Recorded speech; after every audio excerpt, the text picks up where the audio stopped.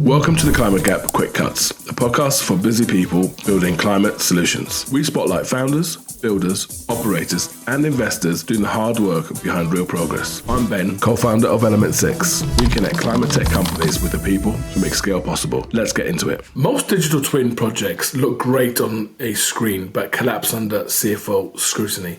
They can model every pipe point and person in the building, yet still fail to produce a single verified saving. That's the gap we're tackling today. If your twin can't prove value in 90 days, is it really a product or just a demo? In this episode of Quick Cuts, I'm joined by Elisa Rönkä of Johnson Controls. Together, we'll unpack three things. What makes a minimum viable twin that pays back fast? Which metric tells you to scale or stop? And how to turn model insights into cash in week one. Let's get into it. Elisa, great to have you on the show today. Could you kick us off with an intro to you and your background? Sure, thank you, Ben. So my name is Elisa Rönkä, and I've been in the industry for about 10 years or so. First for a long time with Siemens, and recently joined JCI, so Johnson Controls, leading their digital business for the EMEA region. Before that, I had a good 10 years in the world of finance. So I think that is one of the reasons why I always talk about return on investment, where, whenever I speak about smart buildings, that will come again today as well, I'm sure. I'm a passionate advocate of, translating technology, be it building technology or any technology, into actual value and tangible outcomes. So that is maybe me in a nutshell. Great. Well, I am looking forward to your thoughts. Thinking about a value-first roadmap, what is the minimum viable twin that reliably delivers a clear win in 90 days? And how do you define that win so it survives that, all-important CFO scrutiny? Yeah, I mean, the challenge, I think, with all smart building tech is that how do you create fast, tangible results? So everyone has a good intent, but we somehow always stumble in getting there. For me, the most important thing is to look at, okay, what is the big pain point at the moment? What's the challenge? What's the feedback telling us? What is the data telling us? Hopefully people are looking at the data and actually make driven decisions. But if not, then the sentiment. But give us something where we can start, and then think about, okay, what technology can we use? What is the many roads lead to Rome? So what is the fastest path then to that business impact? The challenge with this 90-day rule or the CFO scrutiny is that, for energy or for operational efficiency or equipment maintenance impact, it usually takes a few months to compound. So what I often discuss with others is the 330-300 rule from JLL. And, based on that, then maybe space and the people aspect are the fastest ones to create tangible impact. And there, the one that survives CFO scrutiny is often the space one, because that you can put into an Excel and have the measurable ROI. But in the end, it comes back to what is the challenge, what is the problem at the moment, and solving for that, and then ensuring that the technology that you deploy brings that business impact. So it could be anything. There is no one silver bullet. But we have to think about the quickest time to value when we deploy building technology, and I think sometimes we miss the mark already there. Yeah, that's fair. Okay, so let's think somebody has successfully deployed a pilot. After that point, which single metric tells you scale now, and what number tells you to pause because a portfolio rollout might fail? Yeah, so the single number that tells me not to go there is the lack of a number, because very often the pilots or the POCs are done from a technical perspective. Hey, let's say if this thing works, and in the end, you're already going wrong there, because you have not attached a KPI, a measurable business impact, to that pilot. So in the end, it's about ensuring that the KPI is linked either to profit of the company or to the revenue of the company or to the risk of that company. Those are the only things that drive value. And then ensuring that, okay, can we, work, or does the pilot actually show a proof of this value? And can we then scale from there on? And if the answer is no, it's not showing a proof of value for any reason, then we need to look at, okay, why? Did we baseline it wrong? Did we have wrong assumptions in general for it? Was it even the wrong metric?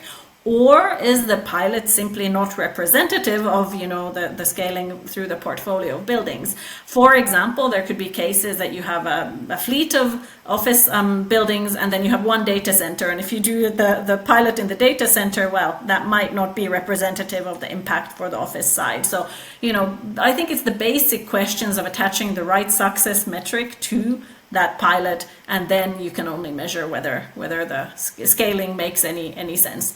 I'd say usually if the technology is adopted and there is a good baselining and a good measure of the KPI, then scaling is a no-brainer.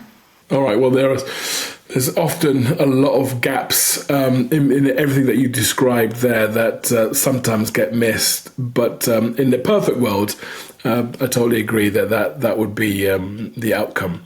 Where do you see the most persistent blockers, IT, FM, or sustainability? And what smallest intervention do you think actually removes it? Yeah, I think this is a notorious issue that we see, especially the FM team and the IT team somehow finger pointing, having the blame game towards each other, Yeah. It's like that poster. It's you. No, it's you. It's you. Exactly. You don't understand what we're doing. No, you're being risky or whatever.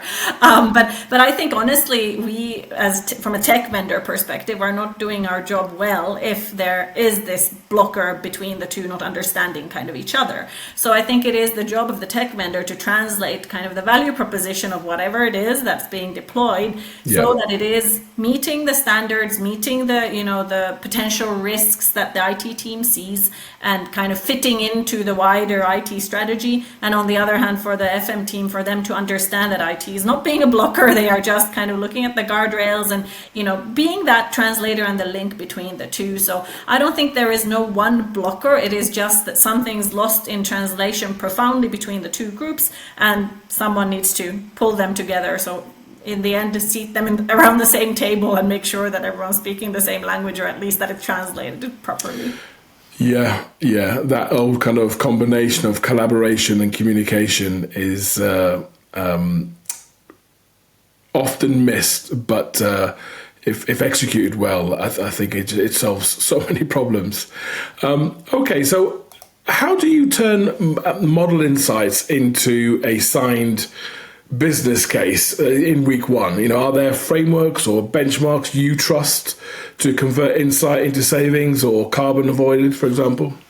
Yeah, so translating technology into value is really my passion topic, as I said, and as I mentioned before, there's only 3 metrics that drive investments, and it is either that you impact directly or indirectly the revenue generation, the profit, so by decreasing costs, or then mitigate risks. And if you don't hit those 3, then forget it. There will not be budgets for any technology deployment.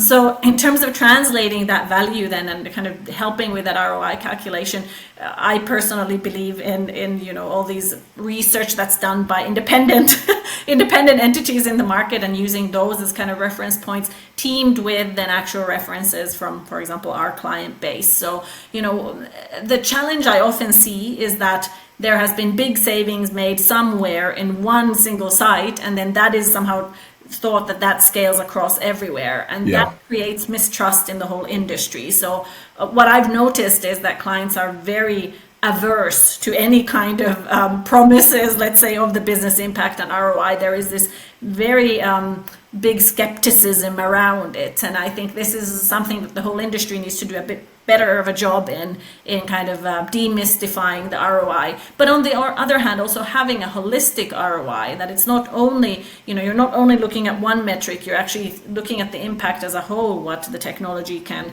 create from an ROI perspective. Not all of it so easy to put into that Excel. So I think this ROI topic is a difficult one for our industry for many, many reasons, but it's a necessary one, and we really need to continue on this path of translating technology into value. That's a whistle-stop tour in terms of your insights. I think I've learned an awful lot in that short period of time. Thank you.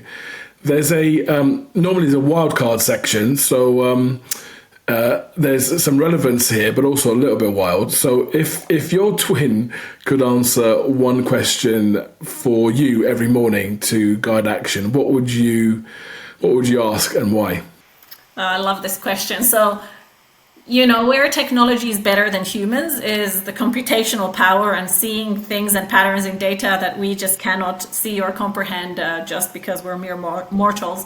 So what I would ask my twin or my smart building is that what is that one thing that we are now missing or we are not addressing? You know, where do we have a challenge that we are just completely it's a blind spot for us because of our human capabilities. So please direct me to fix that thing that I just cannot see because I'm human. Wow. So a little bird has told me that you have put pen to paper on some of your thoughts. Where can people find that? Oh, absolutely. So me and my industry colleague, Ken Dooley, were coming out with a book on exactly this topic of translating technology into value, especially in this era of AI. So you can absolutely register for pre-order at inbetweenersbook.com. And I'm sure you'll be getting a lot more of what this podcast was all about in that book. Fantastic. Well, thank you ever so much for joining us. I know you're very busy, and I really like your perspective based on the background you've got in terms of creating ROI, but also making sure that the tech works and everybody wins. So I've enjoyed hearing all your thoughts up until now, and I've loved sharing the time with you. So thank you ever so much. Thank you for having me on the podcast, Ben. That was Elisa Rönkä from Johnson Controls, bringing the financial lens this industry often misses. 4 takeaways I'm leaving with. 1, value in 90 days or it's just a model. The pilots need measurable wins that survive CFO scrutiny. 2, KPIs must link to profit, revenue or risk. Otherwise, scaling is really a dead end. 3, tech vendors must translate between FM and IT. Misalignment here kills momentum more than the tech itself. 4, ROI is holistic, not hype.